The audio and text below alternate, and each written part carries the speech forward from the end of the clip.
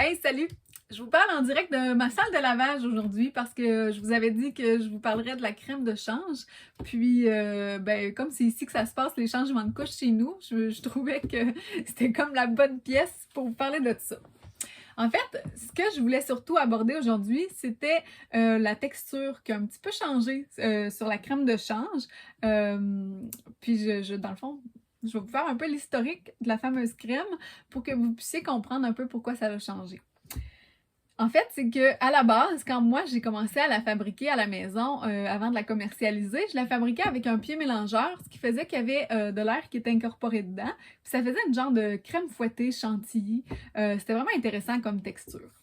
Cette texture-là, elle s'est un peu perdue quand j'ai commencé à faire brasser en laboratoire parce que dans le fond, en laboratoire, la raison pour laquelle on fait ça, c'est qu'on veut avoir un produit qui est brassé sous vide parce que c'est souvent l'air qui va amener la détérioration du produit, qui va faire en sorte que la durée de vie va être moins longue ou qu'il va y avoir de la contamination.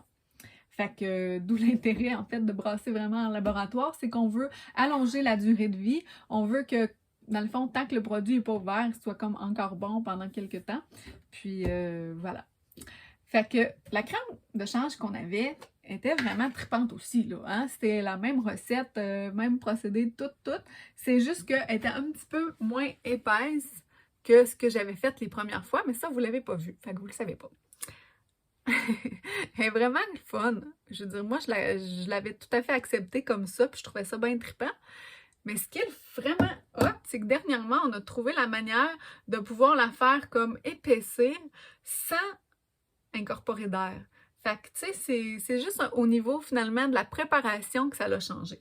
Elle était déjà trippante, elle se nettoyait super bien, elle avait déjà des super propriétés. Moi, j'étais comme 100% satisfaite, malgré le fait qu'il y avait toujours mon petit souvenir qui me trottait dans la tête de quand que l'air était incorporé dedans. Mais là, je suis comme aux anges parce que elle est comme, comment je pourrais dire ça, elle est écœurante. Je sais pas si vous voyez là à quel point c'est quasiment un beurre, c'est solide. On pourrait en mettre ses toasts, là, j'aurais l'impression que ça fondrait. C'est vraiment assez trippant. Fait qu'on voit, on dirait qu'elle est un peu plus opaque finalement, là. C'est vraiment trippant. Fait que quand tu badigeonnes ça, ces petites fesses, là, puis que tu sens ça, même par-dessus la couche, là, wow! Fait que moi, en fait, ce qui me fait vraiment triper, c'est que dans ma vie d'avant, j'étais fabricante de gelato. Je sais pas si vous savez là, ce que ça a de l'air du gelato quand ça sort de la machine. Oh my god, c'est malade. On a envie d'en manger drette là. Puis c'est souvent ce qui se passait. Fait que c'est un peu la raison pour laquelle je me suis recyclée dans les produits. Ça fait moins engraisser. Fait que voilà, c'était mon petit exposé de nouvelles crèmes de change. En fait, il n'y a vraiment rien qui a changé. La seule chose qui a changé, c'est la texture qui est un petit peu plus épaisse. Mais sinon, c'est la même bonne crème de change que d'habitude. Fait que voilà! Bye!